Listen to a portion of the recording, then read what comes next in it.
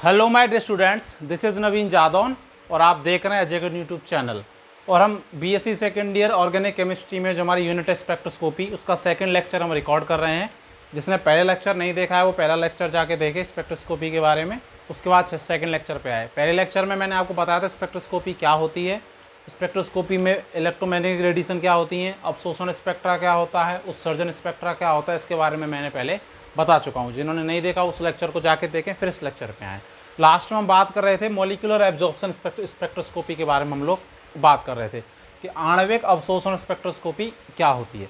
आणविक, ये lecture number second है, ठीक है। तो पहले लेक्चर को देखें और उसके बाद इसको देखेंगे तो आपको बेहतर समझ में आएगा। जिन्होंने पहले देख रखा है तो कोई बात नहीं है। आणविक अवशोषण स्पेक्ट्रोस्कोपी का मतलब क्या है कि जो हम स्पेक्ट्रोस्कोपी ये पढ़ रहे हैं, किसमें पढ़ रहे हैं? ऑर्गेनिक में। और ऑर्गेनिक में क्या होता है, सारे जो जितने भी कंपाउंड हैं वो किस फॉर्म में होते हैं? मॉलिक्यूलर फॉर्म में। किस फॉर्म में होते हैं? मॉलिक्यूल की फॉर्म में होते हैं, क्योंकि कार्बन में किसकी पावर होती है? कैटिनेशन की पावर होती है, ठीक है। तो इसमें एक्चुअल में होता क्या है, आणविक अवशोषण स्पेक्ट्रोस्कोपी में हम क्या लिखेंगे कि इसमें कार्बनिक अणुओं की या ऑर्गेनिक जो मॉलिक्यूल्स हैं उनकी आंतरिक संरचना का क्या किया जाता है? अध्ययन किया जाता है। जिसमें इस पर क्या डाली जाती हैं? इलेक्ट्रोमैग्नेटिक क्या डाली जाती हैं? रेडिएशन डाली जाती हैं। जिससे इनमें हमको क्या प्राप्त होते हैं? इनकी आंतरिक संरचना से उसको एक नाम दिया गया है अवशोषण स्पेक्ट्रा। अवशोषण स्पेक्ट्रा या एब्जॉर्प्शन स्पेक्ट्रा भी बोल सकते हैं, ठीक है। क्या प्राप्त होते हैं? अवशोषण स्पेक्ट्रा प्राप्त होते हैं, जिससे उनकी आंतरिक संरचना के बारे में हमको क्या है? जानकारी मिलती है। इसलिए इसको क्या कहते हैं? आणविक अवशोषण स्पेक्ट्रोस्कोपी कहते हैं। इसमें हम क्या लिखेंगे? आपको नोट्स भी उपलब्ध कराए जाएंगे, तो नोट्स में भी आप अच्छे से लैंग्वेज देख लेना। लेकिन मैं बता रहा हूँ अपने मन से अगर लिखना होगा। आणविक अवशोषण स्पेक्ट्रोस्कोपी का मतलब किसी कार्बनिक अणु की आंतरिक संरचना का अध्ययन किया जाता है, जिसमें विद्युत चुंबकीय विकिरणें, इलेक्ट्रोमैग्नेटिक रेडिएशन उस पर डाली जाती है, जिससे उसके अंदर हमें क्या प्राप्त होते हैं? अवशोषण स्पेक्ट्रा हमें क्या होते हैं? प्राप्त होते हैं, जिसको हम क्या कहते हैं? आणविक अवशोषण स्पेक्ट्रोस्कोपी हम क्या कहते हैं, ठीक है। इसके बाद एक टर्म आती है, क्या? देखो, अगर आप समझ जाएंगे तो आप अपने मन से भी सारी लैंग्वेज लिख सकते हैं, ठीक है, क्योंकि बीएससी में लिखने का भी महत्व होता है, लेकिन सीखने का भी महत्व है। एक आती है इलेक्ट्रोमैग्नेटिक स्पेक्ट्रम। इलेक्ट्रोमैग्नेटिक स्पेक्ट्रम, ये क्या होता है? ठीक है, विद्युत चुंबकीय स्पेक्ट्रम हिंदी में बोले तो, ठीक है। तो बोथ मीडियम वाले बच्चे पढ़ सकते हैं, हिंदी मीडियम वाला हो, इंग्लिश मीडियम वाला, दोनों में पढ़ाने की कोशिश की जा रही है अजय अकेडमी यूट्यूब चैनल पे। इलेक्ट्रोमैग्नेटिक स्पेक्ट्रम का मतलब विद्युत चुंबकीय स्पेक्ट्रम क्या होता है? देखो, जो विभिन्न प्रकार की विद्युत चुंबकीय विकिरणें होती हैं, जैसे X rays, gamma rays, ultraviolet rays होती हैं, और IR रेज होती हैं, रेडियो वेव होती हैं, तो उनको अगर एक पर्टिकुलर रेंज में अगर हम क्या करते हैं? सेट कर दें, तो उससे जो एक स्ट्रक्चर बनती है, एक जो स्पेक्ट्रा बनता है, उसको क्या कहते हैं? Electromagnetic spectrum. स्पेक्ट्रा एक्चुअल में एक टर्म है। उसका मतलब क्या है कि जो इलेक्ट्रोमैग्नेटिक रेडिएशन है, कोई भी चीज़ है, उसका एक प्रॉपर एक वे हो, एक प्रॉपर अरेंजमेंट हो, उसको क्या बोला जाता है? स्पेक्ट्रा बोला जाता है। तो विद्युत चुंबकीय स्पेक्ट्रम या इलेक्ट्रोमैग्नेटिक स्पेक्ट्रम की हम क्या डेफिनेशन लिखेंगे? हिंदी में भी लिख सकते हैं कि अगर हम विभिन्न प्रकार की विद्युत चुंबकीय विकिरणों को उनके ऊर्जा के बढ़ते क्रम में या घटते क्रम में व्यवस्थित कर दें, तो उससे जो स्पेक्ट्रम प्राप्त होता है उसको क्या कहते हैं? विद्युत चुंबकीय स्पेक्ट्रम कहते हैं। अगर हम चाहें तो लिख भी सकते हैं, if we arrange various type of, क्या? इलेक्ट्रोमैग्नेटिक रेडिएशन, शॉर्ट में लिख दिया। If we arrange various type of electromagnetic radiation in increasing order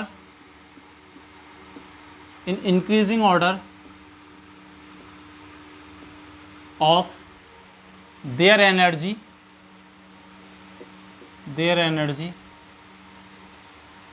is known as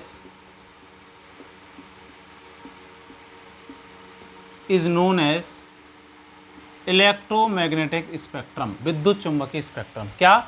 यदि हम विभिन्न प्रकार की विद्युत चुंबकीय विकिरणों को उनके ऊर्जा के बढ़ते क्रम में अगर व्यवस्थित करते हैं, तो उससे जो स्पेक्ट्रा प्राप्त होगा, उससे जो एक अरेंजमेंट प्राप्त होगा, उसको क्या बोला जाता है? विद्युत चुंबकीय स्पेक्ट्रम या इलेक्ट्रोमैग्नेटिक स्पेक्ट्रम बोला जाता है। उसकी एक ट्रिक है, मैं आपको बताता हूँ। आप इस डेफिनेशन को चाहें तो वीडियो को पॉज करके लिख सकते हैं, फिर मैं बताता हूँ क्या ट्रिक है उसकी, ठीक है। आप इसको लिख लें वीडियो को पॉज करके, फिर देखो मैं बताता हूँ। मिटा रहा हूँ मैं इसको, है ना, देखो। चलिए, विद्युत चुम्बकीय विकिरण क्या है उनको हम एक ट्रिक की सहायता से सीखते हैं। क्या ट्रिक है? ट्रिक है राम इस वनवासी युग से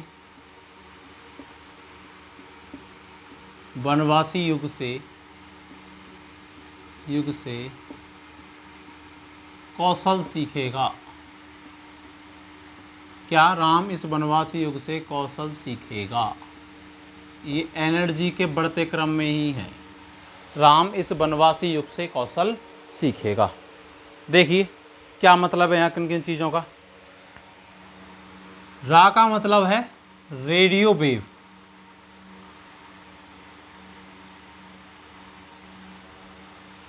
आर रा का मतलब यहाँ पर क्या है? Radio wave. उसके बाद कौन है? मैं का मतलब है माइक्रोवेव। वेव का मतलब तरंगें होती हैं, माइक्रो का मतलब सूक्ष्म विकिरण है। इसका मतलब है IR इंफ्रारेड, IR रेज, ठीक है, IR रेज। V का मतलब है विजिबल रेज, विजिबल का मतलब दृश्य विकिरण। युग का मतलब है अल्ट्रावायलेट, अल्ट्रावायलेट रेज, ठीक है। ये एनर्जी का बढ़ता क्रम है। से का मतलब है एक्स रेज, एक्स विकिरण नहीं होती, एक्सरे करवाते हैं, पेट टूट जाता है तो उस पर एक्सरे डाली जाती है ना, आंतरिक संरचना पता चल जाती है, हड्डी कहाँ से क्रैक है, ठीक है। कौशल का मतलब है कॉस्मिक रेज। कौन सी रेज? Cosmic rays. ये जो हमने ऑर्डर लिखा है, ये जो हमने ट्रिक लिखी है, ये एनर्जी का बढ़ता क्रम है। तो इधर से इधर जाने पर हम क्या कह रहे हैं कि एनर्जी क्या होगी? एनर्जी इंक्रीज होगी, ठीक है। अगर एनर्जी इंक्रीज होगी तो फ्रीक्वेंसी क्या होगी, जिसको हम आवृत्ति कहते हैं। क्योंकि हमने एक समीकरण पढ़ी है E बराबर h न्यू, न्यू वहाँ पर क्या होती है? आवृत्ति होती है। प्लांक समीकरण पढ़ी है, तो आवृत्ति भी डायरेक्टली प्रोपोर्शनल होती है किसके? एनर्जी के। तो एनर्जी बढ़ेगी तो आवृत्ति भी क्या होगी? बढ़ेगी। लेकिन हमने एक चीज़ क्या पढ़ी है? E बराबर h न्यू पढ़ा है क्या हमने? E बराबर h न्यू। और एक हमने क्या पढ़ा? E बराबर न्यू बराबर C अपॉन लैम्बडा, तो SC अपॉन लैम्बडा, ये हमने पढ़ा हुआ है। नहीं पढ़ा तो बता रहा हूँ, फर्स्ट ईयर में पढ़ा था। तो E और लैम्बडा क्या होती है? वेवलेंथ होती है, तरंग दैर्ध्य होती है। एक दूसरे के क्या होते हैं? इन्वर्स होते हैं। जहाँ एनर्जी बढ़ेगी वहाँ तरंग दैर्ध्य क्या होगी? वेवलेंथ क्या होगी? घटेगी। तो लैम्बडा क्या होगी? यहाँ पर कम होगी इधर से इधर जाने पर। तो सबसे ज़्यादा, सबसे कम एनर्जी किसकी होगी? सबसे कम एनर्जी होगी रेडियो तरंगों की, मिनिमम एनर्जी। लेकिन इसकी तरंग दैर्ध्य कैसी होगी? लैम्बडा कैसी होगी? इसकी मैक्सिमम। क्योंकि लैम्बडा, तरंग दैर्ध्य और एनर्जी एक दूसरे के क्या होते हैं? इन्वर्सली प्रोपोर्शनल होते हैं। जबकि कॉस्मिक की एनर्जी कैसी होगी? मैक्सिमम। कॉस्मिक के बगल में गामा रेज और आती हैं, ठीक है, मैक्सिमम एनर्जी। और अगर एनर्जी मैक्सिमम होगी तो उसकी लैम्बडा, तरंग दैर्ध्य कैसी होगी? तरंग दैर्ध्य कैसी होगी? मिनिमम। अगर एनर्जी मैक्सिमम है, तरंग दैर्ध्य कैसी होगी? मिनिमम होगी, ठीक है। विजिबल रीजन में कलर आते हैं, हमको पता है कौन कौन से? विबग्योर, ठीक है, ये विजिबल रीजन में आते हैं। इधर से इधर जाने पर तरंग दैर्ध्य क्या होती है? बढ़ती है। इसमें विजिबल रीजन में जो आते हैं उसको अलग से हम पढ़ेंगे यूवी एंड विजुअल स्पेक्ट्रोस्कोपी में। तो रेड कलर की तरंग दैर्ध्य सबसे ज़्यादा होती है, मतलब इसकी जो कलर की इंटेंसिटी होती है सबसे ज़्यादा होती है। इसीलिए जो रेड लाइट होती हैं, रेलवे जो ट्रेन होती है, उनके पीछे की लाइट कैसी बनाई जाती है? रेड बनाई जाती है, क्योंकि उसकी वेवलेंथ बहुत ज़्यादा होती है। एनर्जी कम होती है तो एनर्जी का लॉस नहीं होता, तो दूर तक रेल की लाइट जाती है, ट्रेन जाती है, पीछे का डिब्बा तो उसमें दिखती है, ठीक है। तो सबसे ज़्यादा लैम्बडा किसकी होती है? रेडियो तरंगों की, उसकी सबसे कम एनर्जी होगी। सबसे ज़्यादा एनर्जी किसकी होती है? कॉस्मिक की, और उसकी भी तरंग दैर्ध्य कैसी होगी? सबसे कम होगी। इधर से इधर जाने पर एनर्जी क्या हो रही है? बढ़ रही है। तो आपसे पूछा एनर्जी के क्रम में जब आइए तो बता देंगे। आपको 4 वो दे दी जाएँ, कोई भी विद्युत चुंबकीय ये विकिरण दे दी जाए और आपको एनर्जी का ऑर्डर पूछे तो आपको क्या याद रखना है, राम इस वनवास युग से कौशल सीखेगा। इससे हमको याद रख सकते हैं। इसको आप लिख लो, फिर हम आगे की बात करते हैं। ठीक है, लिखो एक बार। चलिए, तो आपने वो लिख लिया होगा। अब आगे की बात करते हैं। वो मैंने वीडियो स्किप करके मिटा दिया था आपका समय बचाने के लिए, वीडियो बड़ा ना हो। अब हम बात करते हैं UV and visible spectroscopy, ultraviolet और विजिबल स्पेक्ट्रोस्कोपी। परावैगनी कहते हैं अल्ट्रावायलेट को तो, और विजिबल को कहते हैं दृश्य स्पेक्ट्रोस्कोपी। इसके बारे में हमारे सिलेबस में यही है, यूवी एंड विजिबल, और एक IR स्पेक्ट्रोस्कोपी। इन दोनों के बारे में हम विस्तृत अध्ययन करेंगे। पहले हम यूवी एंड विजिबल स्पेक्ट्रोस्कोपी को लेंगे। इसमें सबसे पहली बात है इसकी परास कहाँ से कहाँ तक होती है, जिसको हम हिंदी में इंग्लिश में बोलते हैं रेंज। कभी कभार डायरेक्ट एग्जामों में पूछ लेता है। ठीक है, तो इसमें दो प्रकार की बात है। एक तो किसकी है, परावैगनी की, अल्ट्रावायलेट की।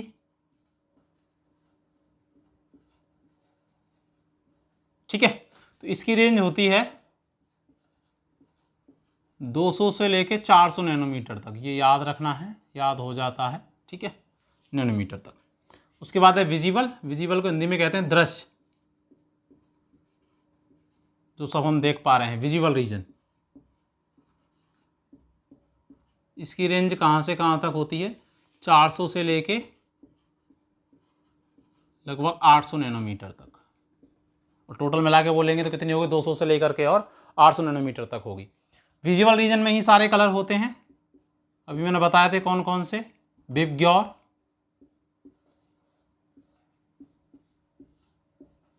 ठीक है, VIBGYOR, violet, indigo, blue, green, yellow, orange और रेड।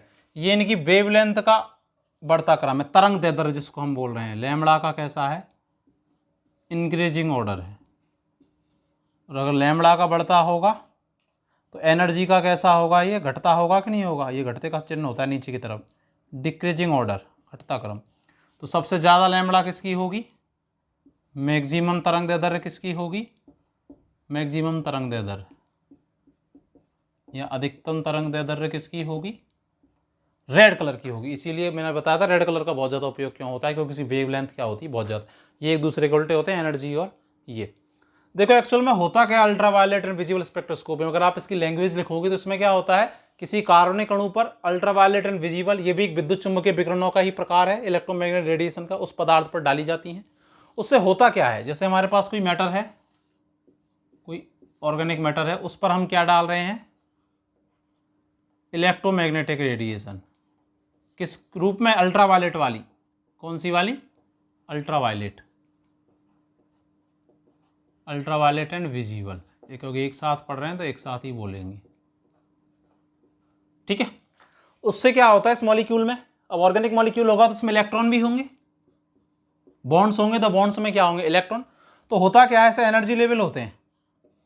जैसे ये नीचे वाला एनर्जी लेवल है जिसको हम ग्राउंड स्टेट बोल देते हैं, ऊपर वाले को हम बोल देते हैं एक्साइटेड स्टेट, उत्तेजित अवस्था। तो यहाँ कोई इलेक्ट्रॉन है, तो जब इस पर ये इलेक्ट्रोमैग्नेटिक रेडिएशन डाली जाती है तो रेडिएशन में क्या होती है, एनर्जी, एनर्जी होती है रेडिएशन में। धूप पड़ती है तो गर्मी लगती है ना, क्योंकि उनमें एनर्जी होती है, तभी तो गर्म हो जाती है स्किन। तो ये इलेक्ट्रॉन क्या करता है, इलेक्ट्रॉन लेके निम्न ऊर्जा स्तर से कहाँ जाता है, लो एनर्जी लेवल से कहाँ जाता है, हाई एनर्जी लेवल में जाता है, जिससे हमें क्या प्राप्त होते हैं, इलेक्ट्रॉनिक स्पेक्ट्रा प्राप्त होते हैं। क्या प्राप्त होते हैं, इलेक्ट्रॉनिक स्पेक्ट्रा प्राप्त होते हैं। इलेक्ट्रॉनिक स्पेक्ट्रा का भी मतलब यहाँ पर वही है कि एनर्जी में क्या चेंज हुआ, ये यहाँ से यहाँ गया तो प्रोसेस क्या रहा, वो इलेक्ट्रॉन के वजह से हुआ, तो उसको क्या बोल देंगे, इलेक्ट्रॉनिक स्पेक्ट्रा। ये हुआ किसके वजह से, अल्ट्रावायलेट एंड विजिबल इलेक्ट्रोमैग्नेटिक रेडिएशनों की वजह से हुआ। इसीलिए इस स्पेक्ट्रोस्कोपी का एक नाम और इसको इलेक्ट्रॉनिक स्पेक्ट्रोस्कोपी भी कहते हैं। क्या, यूवी एंड विजिबल स्पेक्ट्रोस्कोपी का दूसरा नाम क्या है, इसको इलेक्ट्रॉनिक स्पेक्ट्रोस्कोपी कहते हैं। कभी कभार पूछ रहे इलेक्ट्रॉनिक स्पेक्ट्रोस्कोपी कौन सी होती है, यूवी एंड विजिबल। क्यों, क्योंकि इसमें इलेक्ट्रॉनों का क्या होता है, ट्रांजिशन होता है। इलेक्ट्रॉनिक ट्रांजिशन का मतलब इलेक्ट्रॉन निम्न ऊर्जा स्तर से कहाँ जाता है, उच्च ऊर्जा स्तर में जाता है। तो इसमें हम क्या लिखेंगे, अल्ट्रावायलेट एंड विजिबल स्पेक्ट्रोस्कोपी में सबसे पहले इसकी परास यहाँ से यहाँ तक होती है। इस स्पेक्ट्रोस्कोपी में किसी पदार्थ पर परावैगनी और दृश्य विकिरणों के रूप में विद्युत चुम्बकीय विकिरण डाली जाती हैं, जिससे उस मॉलिक्यूल में उपस्थित इलेक्ट्रॉन ऊर्जा का अवशोषण करके निम्न ऊर्जा स्तर या लो एनर्जी लेवल से कहाँ जाते हैं, हाई एनर्जी लेवल में, जिससे हमें क्या प्राप्त होते हैं, इलेक्ट्रॉनिक स्पेक्ट्रा प्राप्त होते हैं। और ये इलेक्ट्रॉन यहाँ से यहाँ जाता है, इसको क्या कहते हैं, इलेक्ट्रॉनिक ट्रांजिशन, इलेक्ट्रॉनिक संक्रमण। और इलेक्ट्रॉनिक स्पेक्ट्रा प्राप्त होते हैं और संपूर्ण प्रक्रिया को हम क्या कहते हैं, अल्ट्रावायलेट एंड विजिबल स्पेक्ट्रोस्कोपी हम कहते हैं। और इस इलेक्ट्रॉनिक ट्रांजिशन, इलेक्ट्रॉन का संक्रमण होने की वजह से इस स्पेक्ट्रोस्कोपी का दूसरा नाम क्या है, इलेक्ट्रॉनिक स्पेक्ट्रोस्कोपी भी इसको कहा जाता है। मैं आपको नोट्स भी दूंगा, उसमें प्रॉपर लैंग्वेज भी लिखी होगी। एक बार आप इसको अच्छे से समझेंगे तो नोट्स को आप ऐसे ही रीड आउट कर लेंगे, पर इस तरह की चीज़ें आपको लिखनी होंगी और आप लिखें तो आपको फ़ायदा होगा। नोट्स भी उपलब्ध कराने का 100% मैं प्रयास करूँगा, ठीक है। इसको लिखो, फिर हम आगे की बात करते हैं। लिखो आप एक बार इसको।